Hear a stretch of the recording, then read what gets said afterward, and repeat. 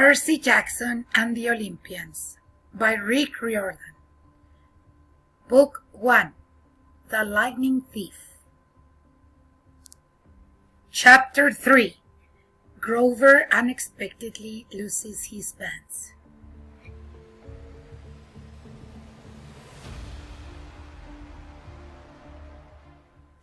Confession time. I ditched Grover as soon as we got to the bus terminal. I know, it was rude. But Grover was freaking me out, looking at me like I was a dead man, muttering, "Why does this always happen? And why does it always have to be 6th grade?" Whenever he got upset, Grover's bladder acted up. So I wasn't surprised when, as soon as we got off the bus, he made me promise to wait for him. Then made a beeline for the restroom. Instead of waiting, I got my suitcase, slept outside, and caught the first taxi uptown. East 104th and 1st, I told the driver. A word about my mother before you meet her. Her name is Holly Jackson, and she's the best person in the world, which just proves my theory that the best people have the rottenest luck. Her own parents died in a plane crash when she was 5, and she was raised by an uncle who didn't care much about her. She wanted to be a novelist, so she spent high school working to save enough money for a college with a good creative writing program. Then her uncle got cancer, and she had to quit school her senior year to take care of him. After he died, she was left with no money, no family, and no diploma. The only good break she ever got was meeting my dad. I don't have memories of him, just this sort of warm glow, maybe the barest trace of his smile. My mom doesn't like to talk about him because it makes her sad. She has no pictures. See, they weren't married. She told me he was rich and important, and their relationship was a secret. Then, one day, he set sail across the Atlantic on some important journey, and he never came back. Lost at sea, my mom told me. Not dead, lost at sea. She worked odd jobs, took night classes to get her high school diploma, and raised me on her own. She never complained or got mad, not even once. But I knew I wasn't an easy kid. Finally, she married Gabe Bugliano, who was nice the first 30 seconds. We knew him, then showed his true colors as a world-class jerk. When I was young, I nicknamed him Smelly Gabe. I'm sorry, but it's the truth. The guy reeked like molded garlic pizza wrapped in gym shorts. Between the two of us, we made my mom's life pretty hard. The way Smelly Gabe treated her, the way he and I got along, well, when I came home is a good example. I walked into our little apartment, hoping my mom would be home from work. Instead, Smelly Gabe was in the living room, playing poker with his buddies. The television blared ESPN. Chips and beer cans were strewn all over the carpet. Hardly looking up, he sat around his cigar. "So, you're home. Where's my mom?" "Working," he said. "You got any cash?" That was it. No welcome back, good to see you. How has your life been the last 6 months? Gabe had put on weight. He looked like a taskless walrus in thrift store clothes. He had about 3 hairs on his head, all combed over his bald skull as if that made him handsome or something. He managed the electronics mega mart in Queens, but he stayed home most of the time. I don't know why he hadn't been fired long before. He just kept on collecting paychecks, spending the money on cigars that made me nauseous, and on beer, of course. Always beer. Whenever I was home, he expected me to provide his gambling funds. He called that our guy's secret, meaning if I told my mom, he would punch my lights out. I don't have any cash, I told him. He raised a greasy eyebrow. Dave could sniff out money like a bloodhound, which was surprising, since his own smell should have covered up everything else. You took a taxi from the bus station, he said. Probably paid with a 20. Got 6. $7 and change. Somebody expects to live under this roof. He ought to carry his own weight. Am I right, Eddie? Eddie, the super of the apartment building, looked at me with a twinge of sympathy. Come on, Gabe, he said. The kid just got here. Am I right? Gabe repeated. Eddie scowled into his bowl of pretzels. The other two guys passed gas in harmony. Fine, I said. I dug a wad of dollars out of my pocket and threw the money on the table. Your report card came, brain boy, he shouted after me. I wouldn't act so snooty. I slammed the door to my room, which really wasn't my room. During school months, it was Gabe's study. He didn't study anything in there, except old car magazines, but he loved shoving my stuff in the closet, leaving his moody boots on my windowsill, and doing his best to make the place smell like his nasty cologne and cigars and stale beer. I dropped my suitcase on the bed. Home sweet home. Gabe's smell was almost worse than the nightmares about Mrs. Dodds or the sound of that old fruits lady shears snipping in the yarn. But as soon as I thought that, my legs felt weak. I remember Grover's look of panic, how he'd made me promise I wouldn't go home without him. A sudden chill rolled through me. I felt like something was looking for me right now, maybe pounding its way up the stairs, growing long, horrible talons. Then I heard my mom's voice, Percy. She opened the bedroom door and my fears melted. My mother can make me feel good just by walking into the room. Her eyes sparkle and change color in the light. Her smile is as warm as a quilt. She's got a few gray streaks mixed in her long brown hair, but I never think of her as old. When she looks at me, it's like she's seeing all the good things about me, none of the bad. I've never heard her raise her voice or say an unkind word to anyone, not even me or Gabe. Oh, Percy, she hugged me tight. I can't believe it. You've grown since Christmas. Her red, white, and blue sweet un-American uniform smelled like the best things in the world.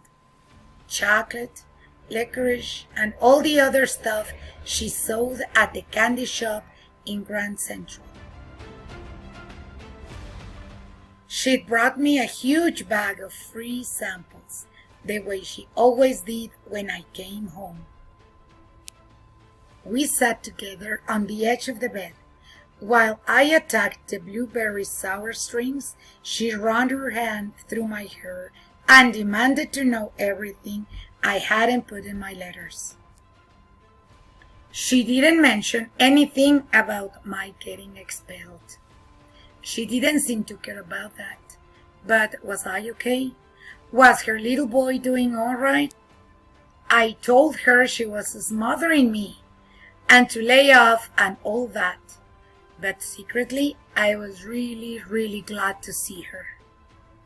From the other room, Gabe yelled. Hey, Sally, how about some bean dip, huh? I gritted my teeth. My mom is the nicest lady in the world.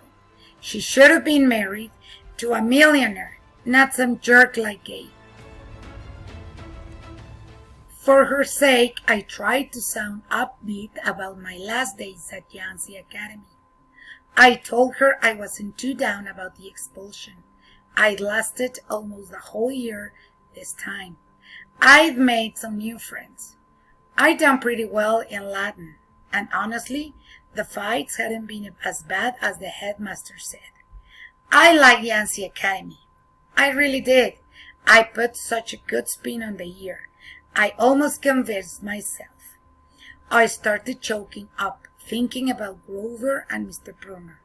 Even Nancy Bobblefeet suddenly didn't seem so bad. Until that trip to the museum. What? My mom asked. Her eyes tugged at my conscience, trying to pull out the secrets. Did something scare you? No, Mom.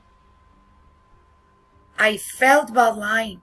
I wanted to tell her about Mrs. Dodds and the 3 old ladies with the yarn, but I thought it would sound stupid. She pursed her lips. She knew I was holding back, but she didn't push me. I have a surprise for you, she said. We're going to the beach. My eyes widened. Montauk? 3 nights, same cabin. When? She smiled. As soon as I get changed. I couldn't believe it. My mom and I hadn't been to Montauk the last 2 summers because Gabe said there wasn't enough money. Gabe appeared in the doorway and growled. Being deep, Sally? Didn't you hear me? I wanted to punch him, but I met my mom's eyes and I understood she was offering me a deal. Be nice to Gabe for a little while. Just until she was ready to leave for Montauk. Then we would get out of here. I was on my way, honey, she told Gabe. We were just talking about that trip. Gabe's eyes got small. That trip? You mean you were serious about that? I knew it, I muttered. He won't let us go. Of course he will, my mom said evenly. Your stepfather is just worried about money. That's all. Besides, she added, Gabriel won't have settled for being deep. I'll make him enough 7-layer deep for the whole weekend. Guacamole, sour cream, that works. Gabe softened a bit. So this money for your trip, it comes out of your clothes budget, right? Yes, honey, my mother said. And you won't take my car anywhere but there and back. We'll be very careful. Gabe scratched his double chin. Maybe if you hurry with that 7-layer dip, and maybe if the kid apologizes for interrupting my poker game. Maybe if I kick you in the soft spot, I thought, and make you sing soprano for a week. But my mom's eyes warned me not to make him mad. Why did she put up with this guy? I wanted to scream.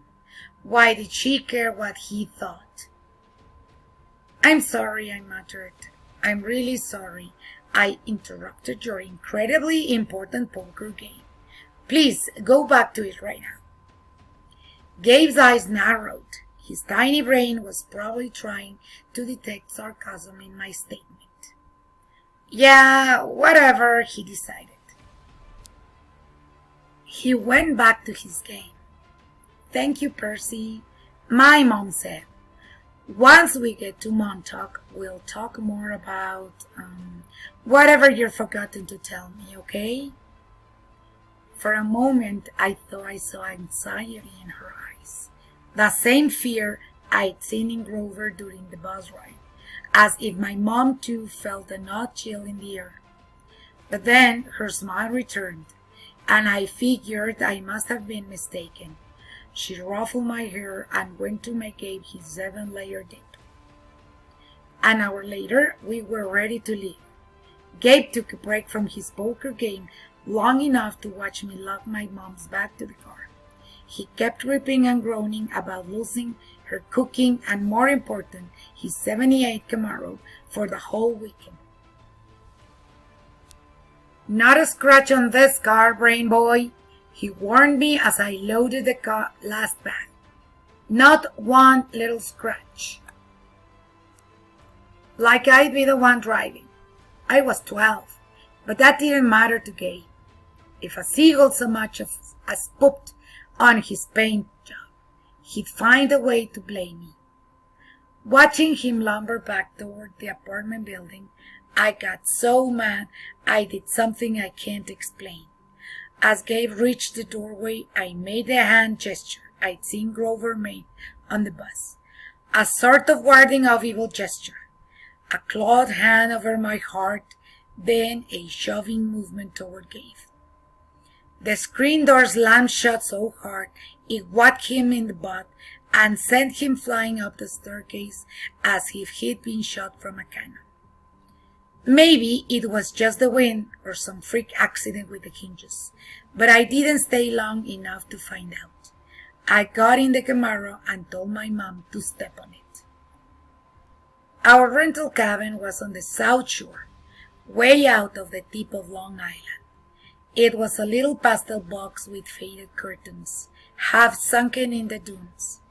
There was always sun in the sheets and spiders in the cabinets, and most of the time the sea was too cold to swim in. I loved the place. We'd been going there since I was a baby. My mom had been going even longer. She never exactly said, but I knew why the beach was special to her. It was the place where she'd met my dad. As we got closer to Montauk, she seemed to grow younger, years of worry and work disappearing from her face. Her eyes turned the color of the sea. We got there at sunset, opened all the cabin's windows, and went through our usual cleaning routine. We walked on the beach, fed blue corn chips to the seagulls, and munched on blue jelly beans, blue saltwater taffy, and all the other free samples my mom had brought from work.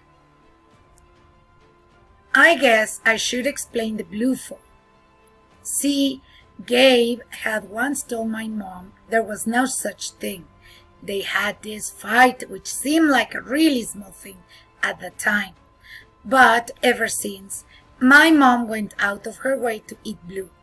She baked blue birthday cakes, she mixed blueberry smoothies, she bought blue corn tortilla chips and brought home blue candy from the shop. This, along with keeping her maiden name, Jackson, rather than calling herself Mrs. Ugliano, was proof that she wasn't totally suckered by Gabe. She did have a rebellious streak, like me. When it got dark, we made a fire. We roasted hot dogs and marshmallows.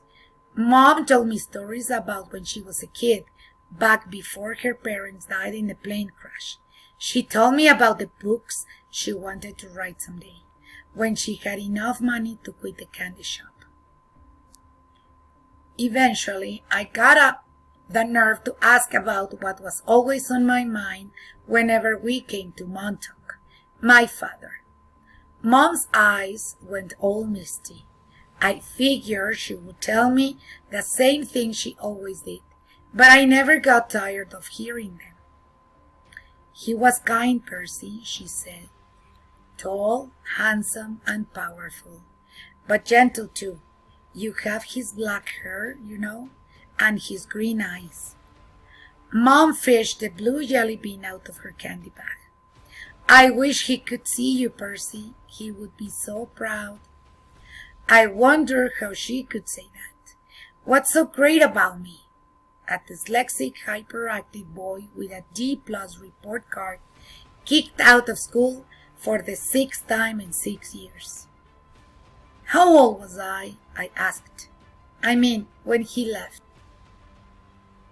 She watched the flames. It was only with me for one summer, Percy. Right here at this beach. This cabin. But he knew me as a baby. No, honey. He knew I was expecting a baby, but he never saw you. He had to leave before you were born. I tried to square that with the fact that I seemed to remember something about my father. A warm glow, a smile. I had always assumed he knew me as a baby. My mom had never said it outright, but still, I felt it must be true, now to be old that he never even seen me. I felt angry at my father. Maybe it was stupid, but I resented him for going on that ocean voyage, for not having the guts to marry my mom. He'd left us, and now we were stuck with Smelly Gay. Are you going to send me away again? I asked her. To another boarding school? I don't know, honey. Her voice was heavy. I think we'll have to do something. Because you don't want me around? I regretted the words as soon as they were out. My mom's eyes welled with tears. She took my hand, squeezed it tight. Oh, Percy, no. I have to, honey. For your own good, I have to send you away. Her words reminded me of what Mr. Brunner had said, that it was best for me to leave Yancy. Because I'm not normal, I said. You say that as if it's a bad thing, Percy, but you don't realize how important you are. I thought Yancy Academy would be far enough away. I thought you'd finally be safe. Safe from what? She met my eyes, and a flood of memories came back to me. All the weird, scary things that had ever happened to me, some of which I'd tried to forget. During third grade, a man in black trench coat had stopped me on the playground. When the teachers threatened to call the police, he went away growling.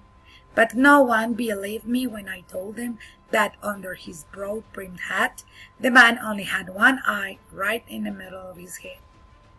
Before that, a really early memory, I was in preschool, and a teacher accidentally put me down for a nap in a cot that a snake had slithered into. My mom screamed when she came to pick me up and found me playing with a limp, scaly rope I'd somehow managed to strangle to death with my meaty toddler hands. In every single school, something creepy had happened, something unsafe, and I was forced to move. I knew I should tell my mom about the old ladies and the fruit stand, and Mrs. Dodds at the art museum about my weird hallucination that I had sliced my math teacher into dust with a sword. But I couldn't make myself tell her. I had a strange feeling that news would end up our trip to Montauk, and I didn't want that. I've tried to keep you as close to me as I could, my mom said. They told me that was a mistake, but there's only one other option, Percy. The place your father wanted to send you, and I just can't stand to do it. My father wanted me to go to a special school? Not a school, she said softly. A summer camp. My head was spinning. Why would my dad, who hadn't even stayed around long enough to see me born, talk to my mom about summer camp? And if it was so important, why hadn't she ever mentioned it before? I'm sorry, Percy, she said, seeing the look in my eyes, but I can't talk about it. I couldn't send you to that place. It might mean saying goodbye to you for good. For good? But if it's only a summer camp. She turned toward the fire, and I knew from her expression that if I asked her one more question, she would start to cry. That night I had a vivid dream. It was storming on the beach, and two beautiful animals, a white horse and a golden eagle, were trying to kill each other at the edge of the surf. The eagle swooped down and slashed the horse's muzzle with its huge talons. The horse reared up and kicked at the eagle's wings. As they fought, the ground rumbled and Monstruo's voice chuckled. Somewhere beneath the earth, goading the animals to fight harder, I ran toward them, knowing I had to stop them from killing each other. But I was running in slow motion. I knew I would be too late. I saw the eagle dive down, its beak aimed at the horse's wide eyes, and I screamed, "No!" I woke with a start. Outside, it really was storming, the kind of storm that cracks trees and blows down houses.